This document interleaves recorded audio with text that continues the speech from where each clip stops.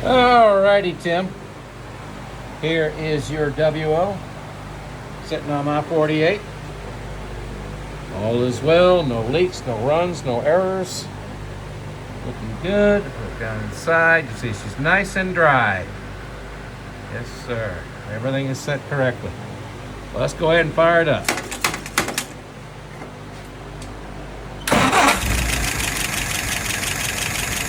That's what you like to see. Okay. Look down in again.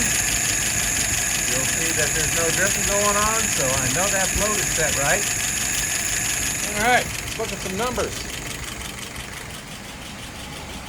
Currently idling at about 640. There's the dwell at about 41. Yep, looking good. Fuel pressure 2.75. That's right.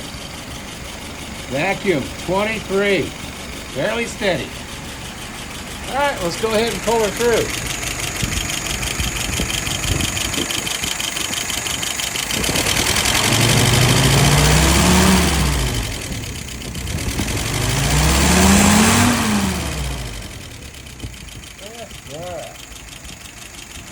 Alrighty, very happy with that.